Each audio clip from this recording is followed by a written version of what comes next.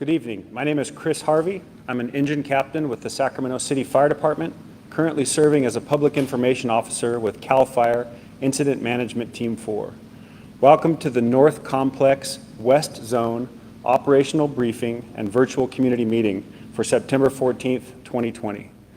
Tonight we're live streaming here on Facebook, CAL FIRE, Butte County, as well as the Butte County Sheriff's Office Facebook page. Please see the slides at the beginning and at the end of this slideshow for the locations of the information boards that are in your community. Tonight, once again, we want to talk to you about the website that is currently up that is listing the damaged, destroyed, and undamaged homes. The DINS teams, the damage inspection teams, are moving through the community. There are 7 teams of 2 persons each, and they start in the most concentrated area where the fire burned. They're collecting data, as I said, on damaged, destroyed, and non-damaged properties. A photo is taken of each property, and the criteria is met for reporting for FEMA and for OES purposes. There is a website for the damage inspection team, which I'll tell you shortly. But just a reminder that the damage inspection teams do not get in the way of operations, and they do not inspect near the area of active firefighting. So let's give you some numbers first. Correction, let me give you the website first. The website is www.tinyurl.com/Y3JMZXNJ. Now we'll give you some numbers from today from the damage inspection teams. Damaged residential structures are 24. Destroyed residential structures, 376. Damaged commercial structures, 4. Destroyed commercial structures, 45. Damaged structures of other types like outbuildings and sheds, 17. Destroyed, 187. Now we'll give you some numbers from up and down the state as well as here locally. There are over 16,500 firefighters in California currently assigned to active firefighting, approximately 2,200 fire engines, and over 319 fire crews, over 314 dozers, and 376 water tenders. There are currently 28 major fires or complexes burning in the state of California, and over 3.2 million acres have burned. For the North Complex West Zone, the Butte County side, the state responsible area, we're at 76,900 acres with 20% containment. For the entire North Complex, the whole fire, we're at 264,565 acres with 39% containment. We're now going to continue with an operations update briefing.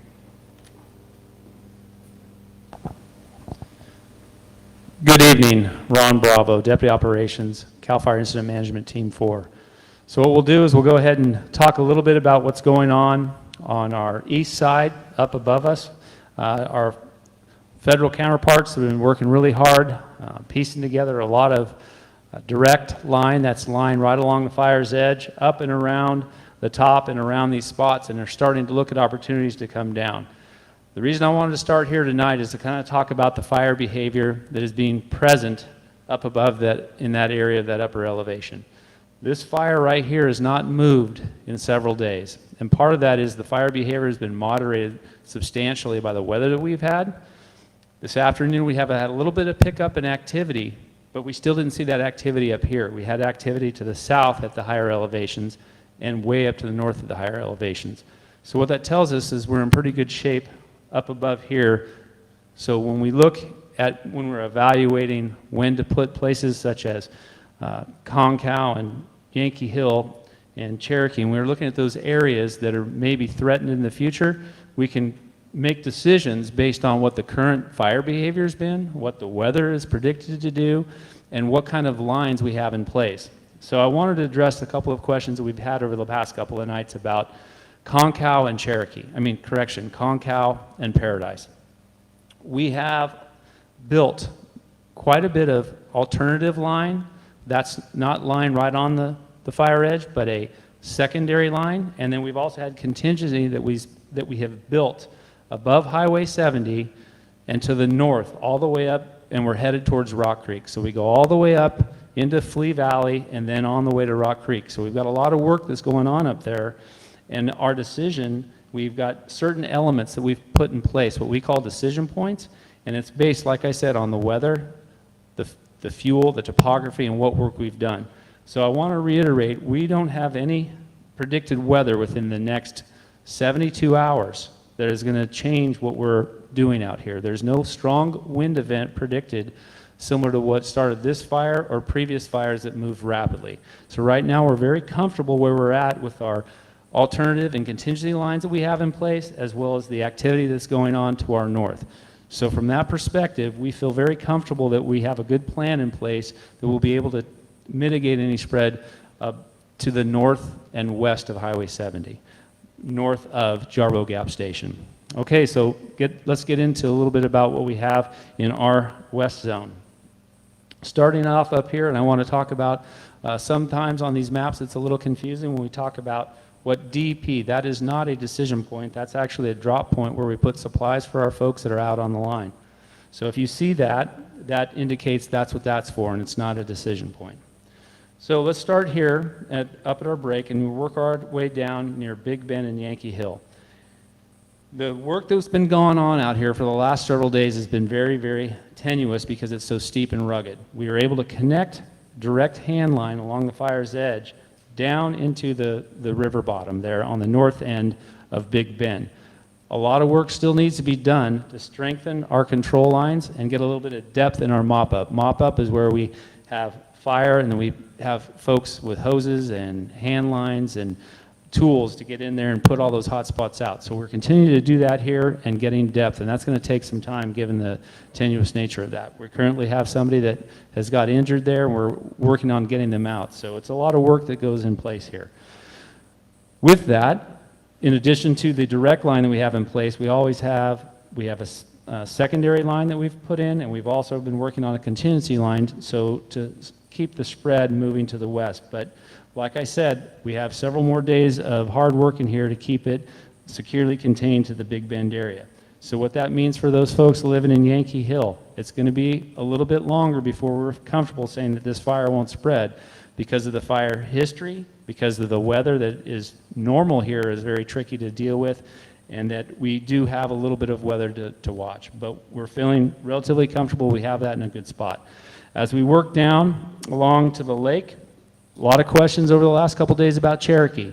Cherokee is in an evacuation order currently, and partially that is due to the amount of work that's being generated here in Bloomer Ravine, below Bloomer Lookout. So there was a lot of active fire in here today, caused from rolling material, so there's a little bit of heat in here. We do have hand line right along the fire's edge, coupled with some dozers up and around Bloomer Lookout, so that is looking good. We're still validating as we move to the south, down in towards the Bidwell Bar Bridge. However, the Bloomer Ravine is still causing some issues for us. So in past fire history, we've seen spot fires generated out of this location that have jumped into Cherokee that has a very receptive fuel bed. But right now we have it in check.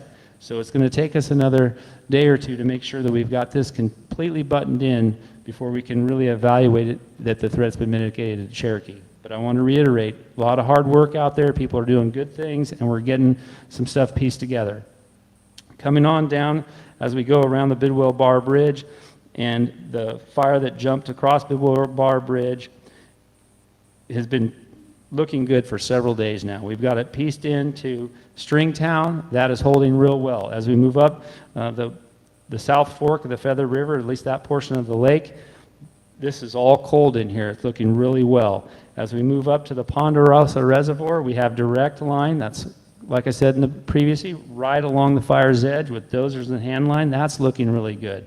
However, when we get up here, up towards where the confluence of the Lost Creek and the South Fork of the Feather River come together, we've had some problems today.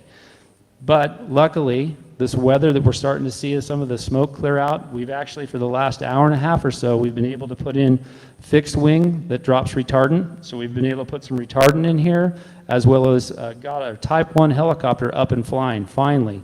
It gave us at least 2-hour window to start putting some water on some of the problem areas. So we're very optimistic that the window tonight, so solid 2 hours of putting in one of the largest tankers we can, fixed wing, dumped a lot of retardant in here, and that the helicopter that we have up there currently working drops about 2,500 gallons of water per load. So we have a quick turnaround time from here to the reservoirs to be able to help our troops on the ground that have been in there battling every day.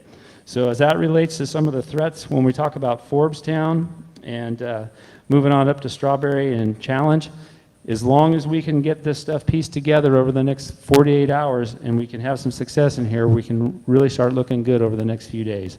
So a lot of hard work has been completed, and I'll tie that into the direct construction that's going on to our east by our federal counterparts on this flank here, which is the south flank. They're making great progress. There's a lot of direct line. It's looking really good all the way up to Little Grass Valley Reservoir. End of report.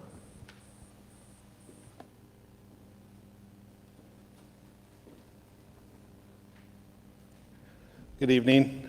I'm Dan Borsum, the National Weather Service Incident Meteorologist assigned to assist with the firefighting efforts.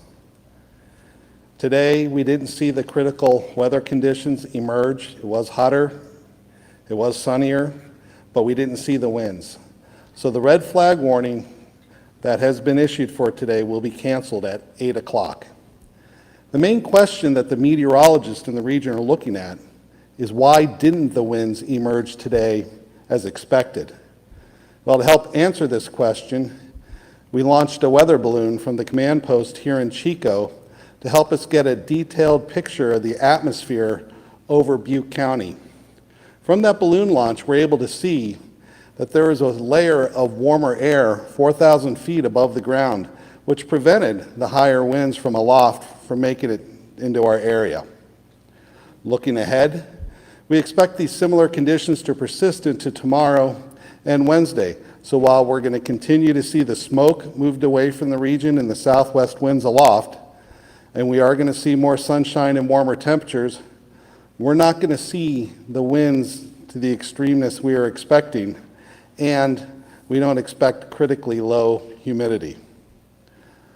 One thing to add is that the air quality will likely go back lower again tonight as the air that has moved up the valley walls will begin to descend during the nighttime hours, and we'll probably see that cycle for a number of days. We're going to keep launching these weather balloons to get this really high resolution information over Butte County to help us get a better understanding of how the weather over the fire is going to be acting so we can have a better heads up on things. Thank you.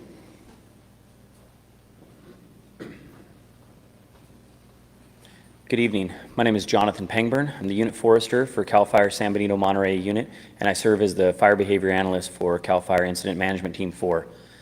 As you heard from operations, we are seeing a fair amount of success. The meteorologist and I went out to the field today and saw that the fire behavior is looking really fantastic for our zone, for the west zone. A little bit of activity up in kind of the southern end, but even that's looking pretty good, and the firefighting efforts are to thank for all of that. We are not expecting any major growth in the west zone. There is still a potential, of course. The warm air, the very dry air, and the winds clearing out the smoke mean that there's always a potential, which is why you heard we are going to continue our firefighting efforts and make sure that those lines are really solid before there are any future changes on that, but we are not expecting any major growth in the west zone. The areas, if you looked up, especially if you live at the mid elevations and could see some smoke columns produced, those are much higher up in elevation, close to Bucks Lake and above Little Grass Valley Lake. Thank you.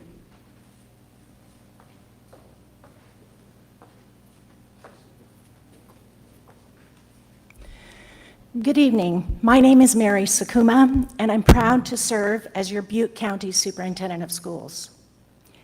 Here's where we are. The North Complex West Zone fire has hit our school community, and we find ourselves in an all too familiar situation. Last Friday, with the support of the Sheriff's Office, I was able to lead a small contingency up to Berry Creek Elementary School. As has been reported, and the images shared across the globe, the school site is a total loss. We recognize that for the residents of Berry Creek, it was more than a school site. It was the hub of the community. I would also like to note that I've been informed that the former Feather Falls Elementary School site has also been destroyed. Thankfully, Berry Creek Superintendent Principal Patsy Oxford has informed me that she has already secured a site to serve as the temporary district's headquarters, and classrooms are being set up for the teachers to resume distance learning. Teachers have been in contact with their students and are offering supports to them and to their families. More information will be shared in the coming days by Superintendent Oxford. The extent of this crisis is still unfolding, but we are prepared and monitoring the situation closely. And due to the unknowns within our community, Butte County Office of Education's immediate goals are: 1, identifying students and staff who are displaced. 2, identifying students and staff who have lost homes and/or possessions. And 3, supporting districts to obtain numbers of students and staff who are affected by the fire, which is necessary for FEMA reporting and for being able to offer assistance. We are requesting that employees check in with their supervisors as soon as they're safe and able to do so. And we're asking all educators to reach out to their students to check in with them. We need to know that our staff and our students are safe and how they are handling the current events. Here's how this has impacted the educational community. We have many students and staff who have lost homes or have been temporarily displaced. With assistance from a team, our homeless liaison is identifying those who are in need so that we can provide resources and support to our education family. In direct response to the wildfire evacuations of Berry Creek, Oroville, and several other surrounding communities in Butte County, several schools have been set up to serve meals or provide groceries to anyone in need. Several schools are also continuing their summer meals program. The summer meals program provides meals for all children ages 18 and younger. To find a location, please visit our Cal Kids webpage via bcoe.org. We're grateful to the American Red Cross, the Salvation Army of Oroville, Rayleigh's Supermarket, and La Costeña de Acapulco for collaborating with us to provide meals to those affected by the fire. With COVID-19, there was already a strong focus on the mental health and well-being supports of our community. Now with fires and additional stress, it's more important than ever to have help in place. We're sharing resources via our website and social media. We want people to know that during this difficult time, there is hope and there is help. Our BCOE Trauma Fire Recovery Team is available by phone at 530-487-4418. Additional resources are available on our website at bcoe.org under Natural Disaster and Emergency Resources. Finally, we want to remind the community that we are still amid a pandemic. COVID-19 is still a significant problem, and exposure to poor air quality can exacerbate respiratory illness. We urge the community to continue to follow safety measures and protocols at all times, and we encourage everyone to remain indoors, avoid exposure to poor air quality, and to wear N95 masks if available. We appreciate all of your support, kindness, and help since this tragedy hit our county. We have experienced a devastating fire before, but we've learned from our past, we're prepared for the present, and we know that no matter how many times we face the flames, we will rise together from the ashes to build our future. We are Butte Schools Strong. Thank you.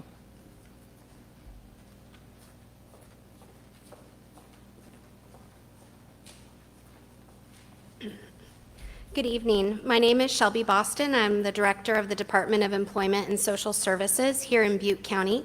During this incident, I also serve as the Care and Shelter Chief in the Emergency Operations Center. As of this evening, we are providing non-congregate sheltering in and around Butte County to approximately 925 Butte County residents in coordination with the American Red Cross and the state of California. Since we're not utilizing traditional congregate shelters in this incident due to COVID-19, we have a newly established hotline that residents may call for assistance. If you are evacuated or currently in non-congregate sheltering, you may call this hotline if you have any questions or concerns. County staff will be answering the calls 24 hours a day, 7 days a week. The number is 530-552-6150. In addition to that telephone number, we have also established an email address the public can send inquiries related to sheltering needs or questions. And that email address is northcomplexsheltering@buttecounty.net. At this time, if your home is currently in the evacuation order, or you know your home has been destroyed and you are in need of sheltering assistance, you can receive help by doing one of three things. You can go to the temporary evacuation point, which is still located at the Butte County Fairgrounds in Gridley. You can call the hotline, or you can email the North Complex Sheltering at buttecounty.net email. The temporary evacuation point is that it is temporary. So as we continue to see repopulation increase and fire activity decrease, we will be closing the temporary evacuation point. We are currently continuing to process requests for assistance, and residents are receiving that assistance in a very timely manner now. So now I'm going to talk about animal sheltering. So Butte County continues to be grateful for the partnership between Butte County Animal Control and the North Valley Animal Disaster Group. This group has worked tirelessly to answer requests from first responders and Butte County residents to rescue and care for animals within the fire area. We currently have 20 evacuation teams that are working along with 2 veterinarians within the evacuation area. They've provided over 4,000 pounds of animal feed to animals that are sheltering in place within the burn area. We continue to have 2 small animal shelters open, the one at Del Oro location, which is at capacity but is continuing to care for 268 small animals that have been fire affected, and the second small animal shelter located at 521 Cal Oak Road in Oroville is also open and able to shelter animals right now. This shelter is currently caring for 16 small animals, so we have a pretty significant amount of capacity left there. And lastly, we have the large animal shelter at Camelot Equestrian Center, located on Clark Road, and it's caring for 220 large animals, which is including horses, goats, llamas, pigs, chickens, etc. I just want to say how much I appreciate the ongoing support from our community and from our nonprofits. They have already started to step up and help to support the county's efforts as well as the community. So I just want to say thank you to them for that.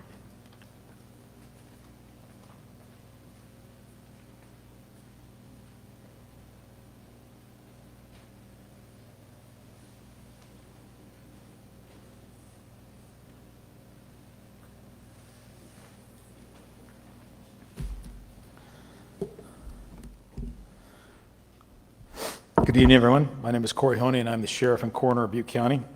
And this is my update on the Butte County Sheriff's Office's response to the North Complex West Zone fire, also known as the Bear Fire.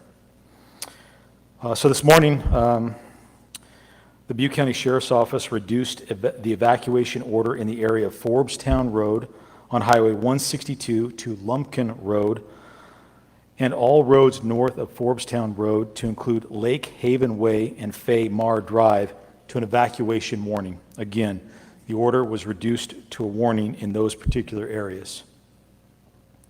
A full map of the evacuated area can be found on our website, which is located at www.buttecounty.net/sheriff. And if you'll scroll down and click on the tab that says Current Evacuation Maps, you'll be able to access that map. You'll actually be able to search your specific address to determine whether or not it is under an evacuation order or a warning. We've also created a document that will be regularly updated with all of the evacuation information and current road closures that you can also access on our website. Just click the Current Evacuation Information tab and it will take you to that. Now, I know there's been a number of questions relative to when certain areas will open up, when certain roads will open up. And I can tell you with regard to the most badly impacted area, Feather Falls, Berry Creek, and so forth, folks, unfortunately, it is going to take time, and there's no way for me to predict or give you a date certain on when that's going to happen. As I've told you in the past couple of nights, there's still active fire in many of these areas. There are power lines down. There are trees down. There are trees that are going to come down. It is still a significant hazard, and all of those things have to be mitigated before we can ultimately open that up. That said, we understand how important it is for you to get information about what's going on, in some cases when practical or possible to gain access. I can tell you that we're moving much, much quicker than we did in the campfire, but I still recognize the fact that people are longing to get up and see what's going on. There are two things that we're doing to try to help with that. First off, as I've told you in the last couple of nights, we're working to develop an escort program whereby citizens will be able to be escorted by a law enforcement officer up to their property. My staff is working diligently to get that set up. Currently, they're working to set up a call center for people to call in.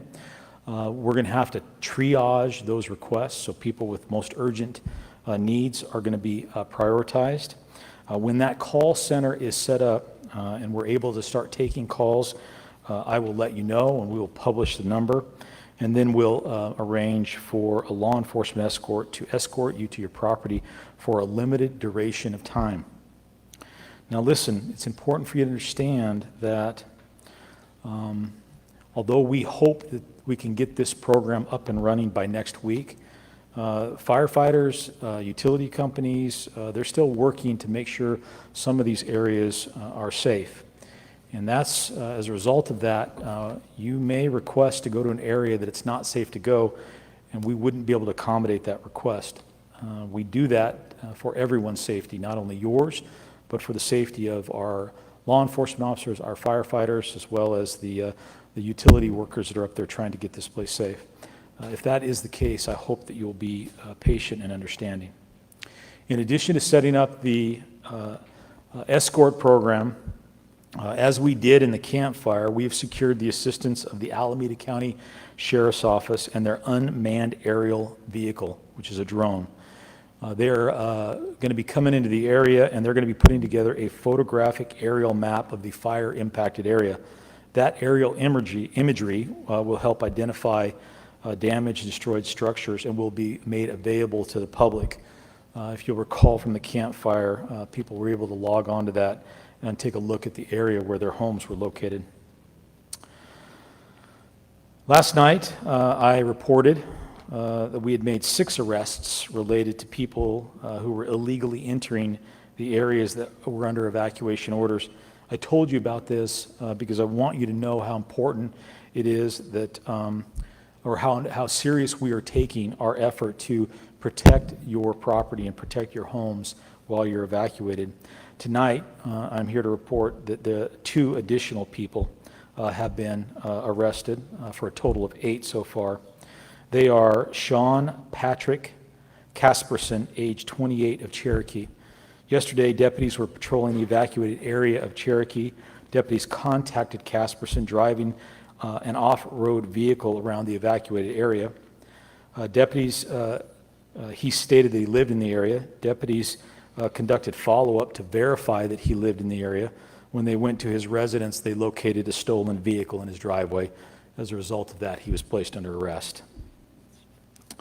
In addition to that, Genevieve Brox Ellsby, age 34, of Magalia, was arrested on September 13, 2020. Deputies were patrolling the evacuated area of Cherokee. Deputies contacted Brock Ellsby driving around in the evacuated area. Deputies conducted follow-up to determine if her assertion that she lived there was accurate. Ultimately, they found that she had illegally entered the area and was intent upon going to an illegal marijuana grow to water it. She was arrested for unlawful entry as well. I hope that people understand that we're serious when we tell you that if you shouldn't be in that area, or if you're going to go in that area and engage in illegal activity, we're going to do our utmost to capture you and hold you fully accountable under the law. With regard to our attempts to locate individuals or conduct welfare checks on individuals who have been reported as missing, to date, the Butte County Sheriff's Office has received 182 calls from people requesting that we check the welfare of a loved one or report that they have not heard from a loved one. Detectives have successfully located 165 of those individuals. As it currently stands, we only are looking for 2 of those individuals who've been reported to us, and we have good leads on those. Those are down from 7 last night, so good progress is being made by the detectives working on those cases.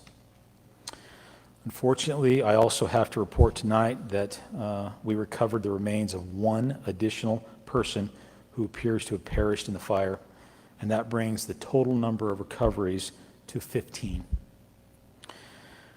With regard to our efforts to identify individuals who perished in the fire and notify their next of kin, tonight I can report on 4 cases. On September 9th, a family member of John Butler, age 79, and Sandra Butler, age 75, of Berry Creek, called to report that they had not heard from John and Sandra. The family members had spoken to the Butlers during the fire. The Butlers told the family members they were going to seek refuge from the fire at a pond near their residence. Detectives obtained Butler's phone records and determined that the Butlers' last known location was near their residence on Wallakai Court in Berry Creek. Searchers located both individuals in that area, and they were positively identified through DNA. My sincerest condolences go out to the Butler family.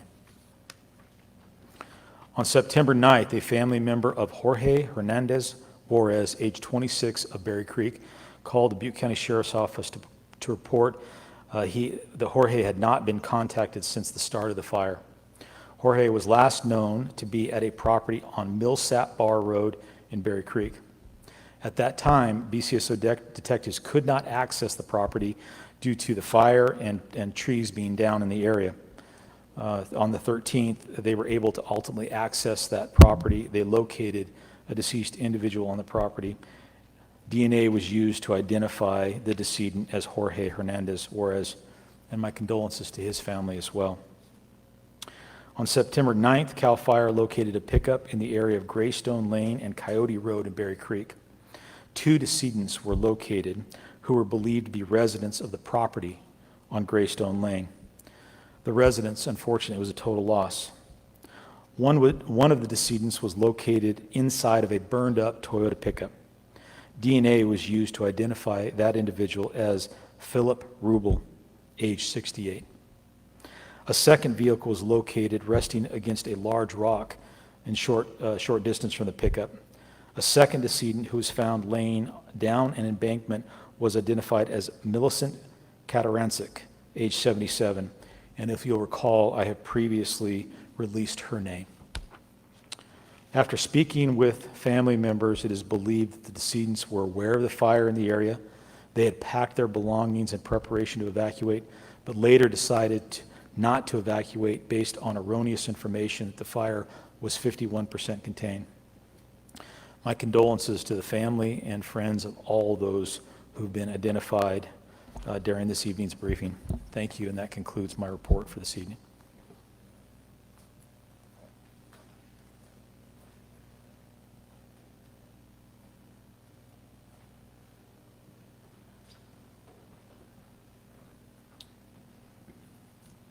Good evening. My name is Dave Russell, and I'm the Deputy Chief of Operations in the Tehama Glen Unit, and I serve as the Incident Commander for CAL FIRE IMT 4.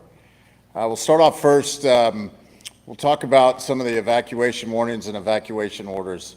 For several days now, probably the last 4 days, we've had a group, and lessons learned from prior fires, we've had a group assembled that involves all the agencies from state, federal, and county to identify the infrastructure damage and how that relates to evacuation warnings and the orders, but more specifically, the repopulation of those areas. So that group has been working diligently, putting a plan together on how we're going to clear the roads, how we're going to clear the power lines, phone lines, et cetera, out of the roadways. This group is working closely, the Butte County Sheriffs are involved in that. And we anticipate the plan is solid, the plan is built, and it's to help expedite what the sheriff spoke of to get you back in to view your properties. Damage inspection. Those same damage inspection teams are encountering the downed trees, the downed power lines. We ask you to be patient with our numbers as we report those, because with so many downed trees in the Berry Creek, Brush Creek area, they're having difficult times accessing some of those secondary roadways. A lot of times they're having to walk in as we don't have the resources to pull off the lines to stop fighting fire to go cut the trees out of the road. So it's a slow process. It's probably been slower than what we've experienced in the past. So be patient. Please refer to the public viewer that's out there, and that you can kind of track the progress and see where they're working from and where they're working to. Several nights ago, I stood up here and I said that we were not going to be reactive to the weather event that we thought was going to happen today. It wasn't as intense, but we were ready for it.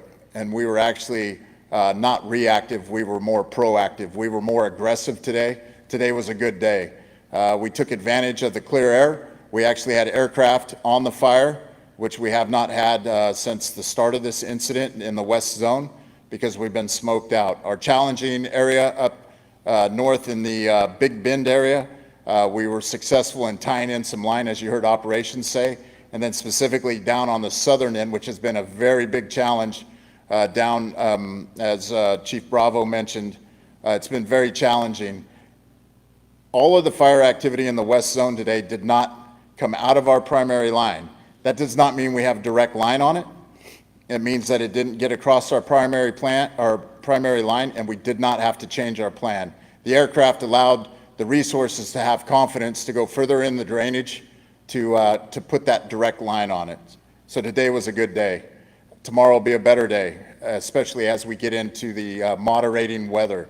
So we feel really good about that. I'll close with, we are truly humbled by your support, the comments, the things that people are offering to the firefighters and law enforcement, but we are inspired by your sense of spirit and community that we see every time we come to Butte County. Thank you and have a good evening.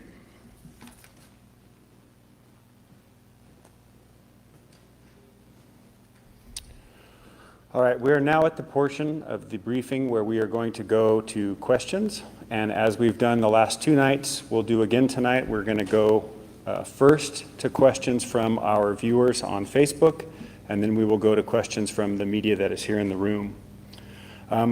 Also, I really want to thank those who are following along on Facebook and answering questions for us. To those who are watching or maybe came in a little bit late, if you feel like you didn't get a question answered, it's important to go back and read through all of the comments, because a lot of your neighbors and your friends are answering questions as they come up. We also have a representative from CAL FIRE Butte unit here in the room with us who's been answering questions as they come up. So I ask you to please refer to all the comments. Hopefully your question's been answered there.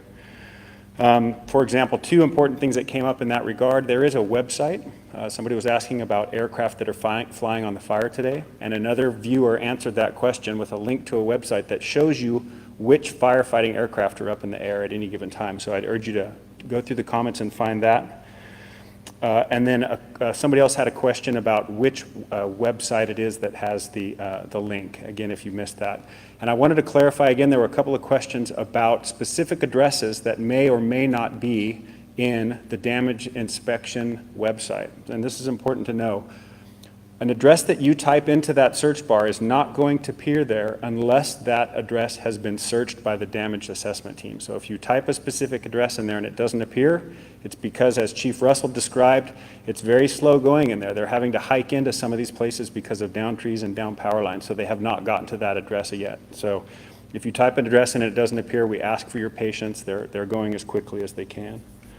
So also, one other piece I wanted to talk about is closed captioning. We're very grateful to have our sign language interpreter here tonight, but for those who need closed captions, they do not appear during the live portion of the Facebook video. As soon as the video is done, then we process it, and then the closed captions appear. So you'll be able to go back to the beginning and watch and see all of the closed captions for the video.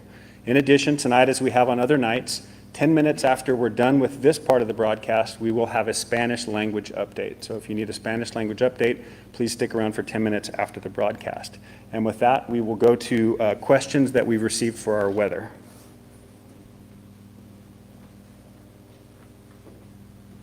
Dan Borsum, incident meteorologist. The question posted by one of the folks on the Facebook feed was, are the conditions not favorable for pyrocumulus? To start off, I'll explain what pyrocumulus is. If you have a fire column that is going up, oftentimes it'll create a structure above it that looks very cloud-like. It is a result of the moisture being extracted from the vegetation as it burns, and it actually is the same thing as a regular fair weather cumulus cloud, and it represents an area where air is rising up and beginning to cool. It's also a sign of a lot of vertical motion underneath it. And that vertical motion that creates pyrocumulus can come from a couple of different sources. Fire behavior is considered to be a triangle between weather, the fuels, and the topography. At least speaking to the weather piece currently, we don't really have the conditions that look like a lot of unstable conditions are going to be existing the next few days, which would favor a pyrocumulus. Along with that, the firefighters have done an excellent job of trying to make it so that there's smaller parcels of fire out there. And that also eliminates one side of the fire triangle by taking away the fuels. So looking out for the next few days, conditions are unfavorable for any pyrocumulus formation. Thank you.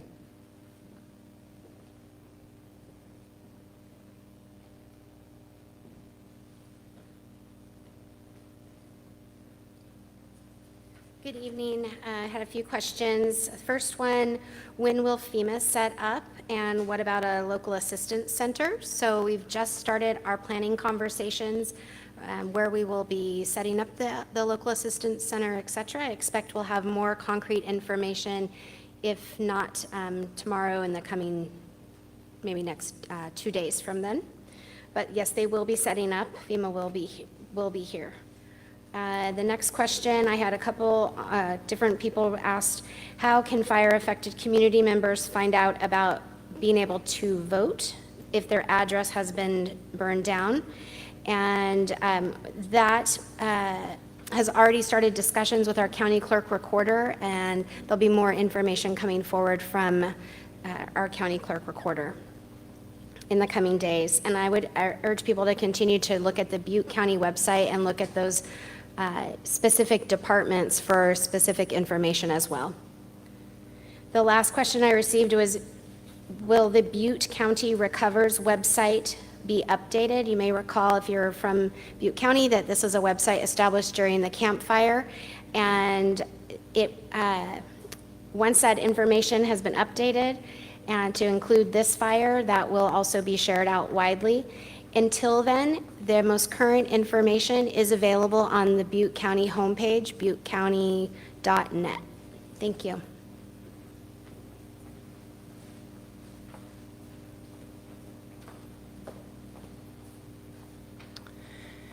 There was a question as to whether we would be publishing a list of schools that will be providing meals to children 18 and under.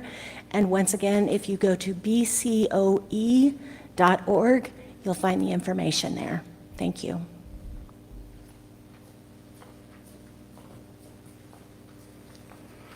All right, we're just about ready to take questions from the media in the room. However, I do have one quick update from the operations chief. There were several questions regarding the south edge of the fire, Forbes-town, Clipper Mills, Strawberry Valley, and he asks that you refer to the earlier part of the briefing as well as some of the answers from your neighbors and friends that are in the comments.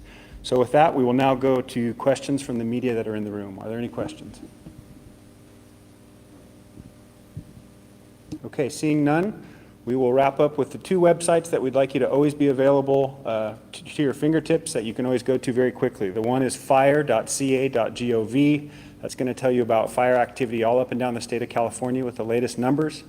And then readyforwildfire.org. For those of you who may be in a situation where you may have to evacuate, please go to that website so that you can see the most updated information about what you need to have packed and ready to go if you need to evacuate. We will be doing this broadcast again tomorrow at 6:01 p.m. So please join us there tomorrow. And again, one final time for those who need a Spanish language update, we'll provide that in 10 minutes. Thank you.